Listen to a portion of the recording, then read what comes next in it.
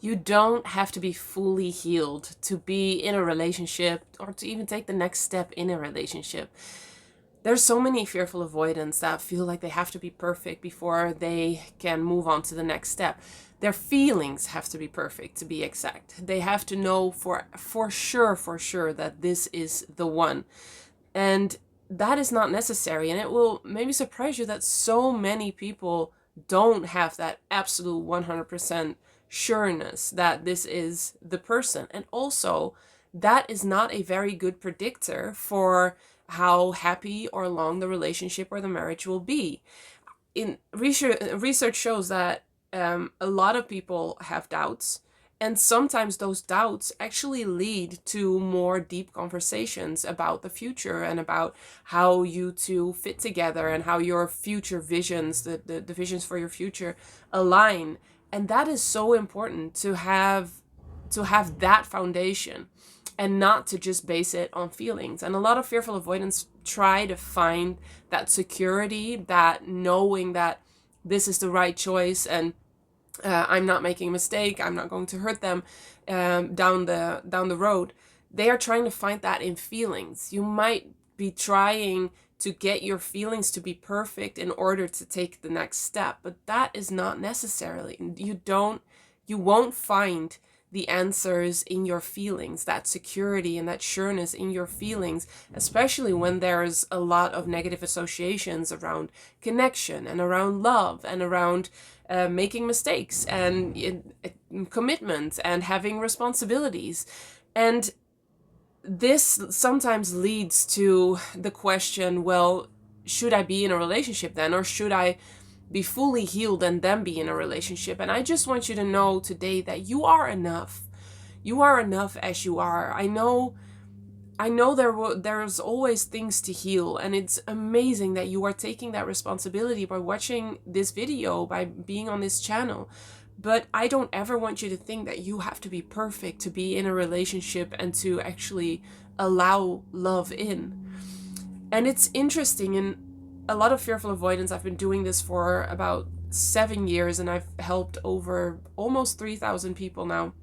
And I find that this kind of oscillates between I have to be perfect to be able to be in a relationship, um, or being really afraid to kind of take responsibility for your behavior. And those things can go together, and that is where real power stems from. So this is not a you are good enough and so you don't have to do anything and not work on yourself. There is a level of responsibility that is really good to take when you enter into a relationship or you go to the next level, where you take responsibility for your behavior. I remember so well the moment when I realized that I always thought that my husband, my now husband, then boyfriend, was doing everything wrong, and so my anger was justified. If he would just do things right, that would mean I wouldn't get angry.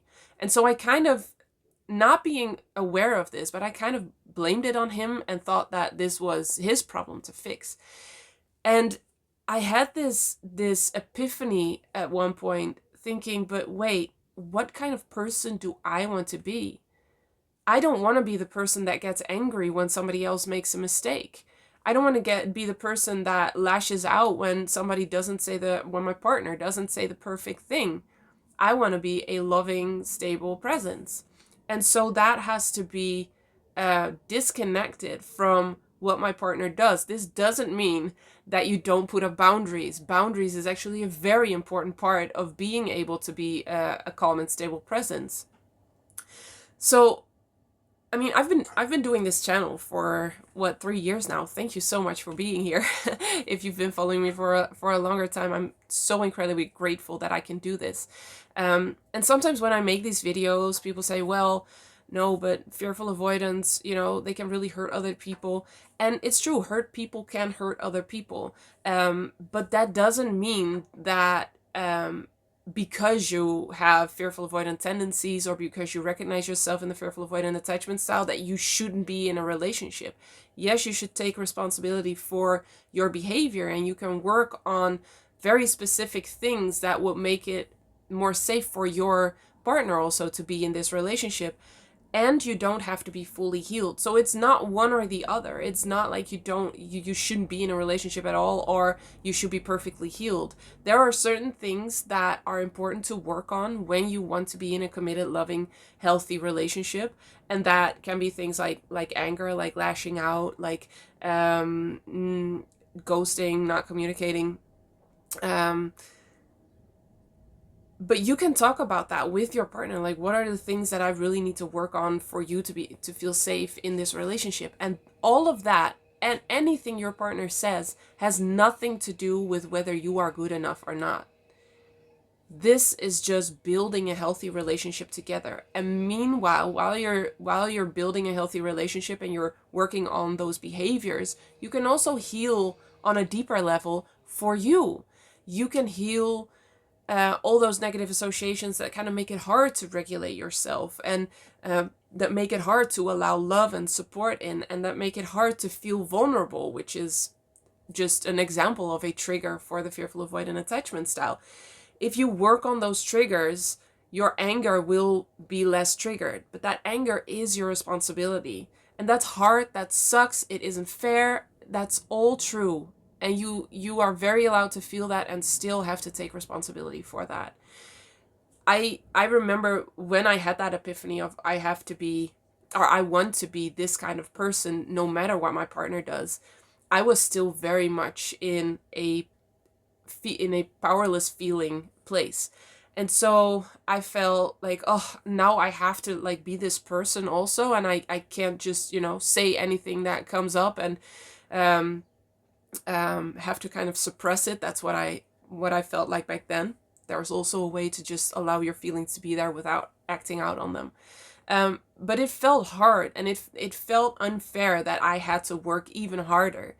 So I empathize very much when you're in that position. But what I found was that actually getting a clear picture of who I wanted to be as a person made it easier to be able to regulate myself, because as long as you're trying to control the people around you, you will never have control, because other people are other people, and they will do things that you don't get, or that you want them to do differently, or you want them to be perfect and say the perfect thing, and that's just not going to happen. Your partner is going to say things that you don't want them to say, or not in the way that you want them to say it, and none of that justifies treating other people badly.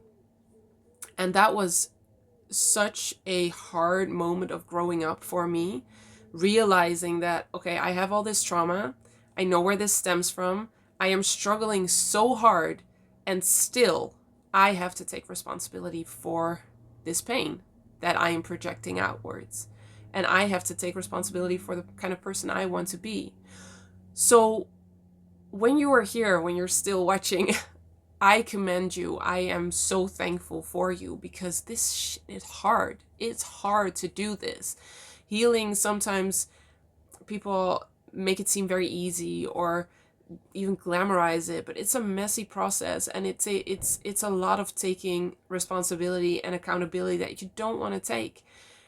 And at the same time, you are enough, and you deserve love, and you deserve support.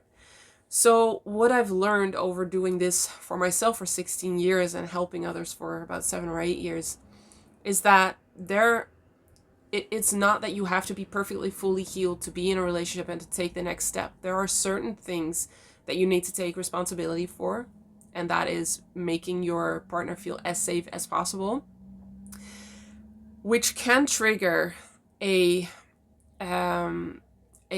kind of wanting to run away, or wanting to, not do this because you feel like failing.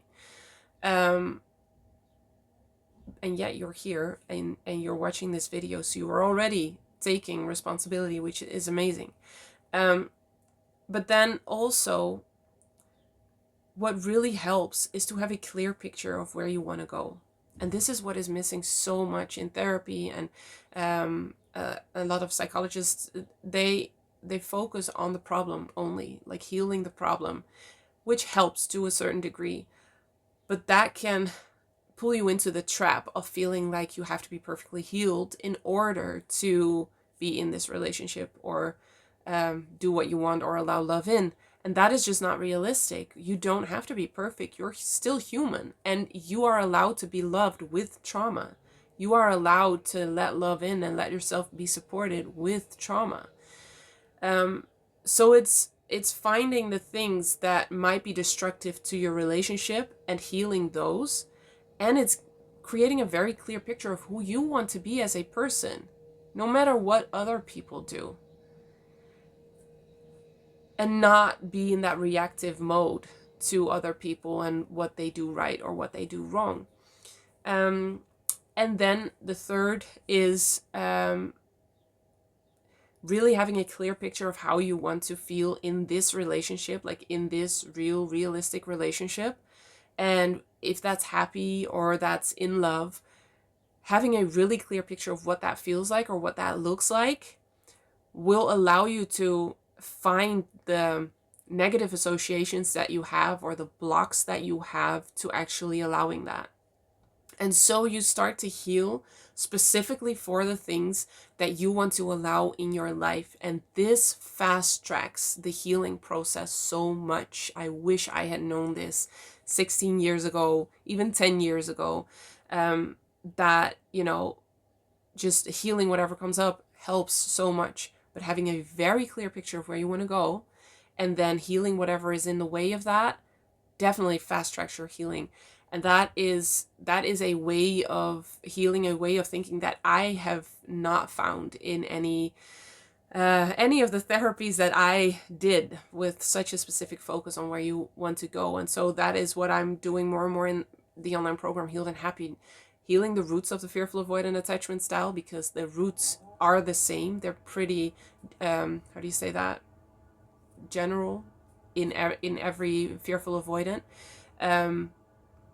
And it can take years to figure out what those specific roots are of the fearful avoidant attachment style. So healing those, and then also having a very clear picture of where you want to go, so that it is easier to heal what is standing in the way of you getting there, but also taking your fear brain along the way and showing them that that new situation is just not that scary. So I'm always here for you and wanting to help you heal whatever you want to heal, because you don't have to heal. That is your choice. That is your freedom. You don't have to heal to be worthy. But also always finding ways to help you heal faster and easier, because the fearful avoidant attachment style in itself is just overwhelming, and you are tired, and I know that, and I feel it, and I wish I could just hold you and give you a hug and just do it for you.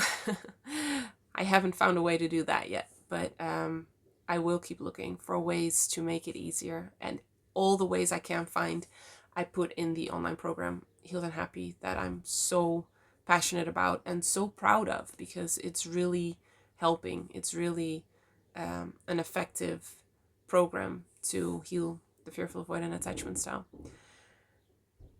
I am so happy you are here. I am so happy you are watching these videos and that you're taking responsibility, because you are, if you're watching these videos. And you are enough, and you're worthy of love. And having to change your behavior to be in a relationship doesn't take anything away from who you are, your worth. And you get to decide who you want to be in this world, instead of reacting to whatever happens or however other people treat you. You are always more worthy than you think, of love, of the beautiful things, of safety, of security. Yeah, I can go on and on, but I'm so happy you are here, and I will see you in the next one. Healed and Happy is a tailor-made online program where me and my team personally guide you through healing the roots of the fearful avoidant attachment style.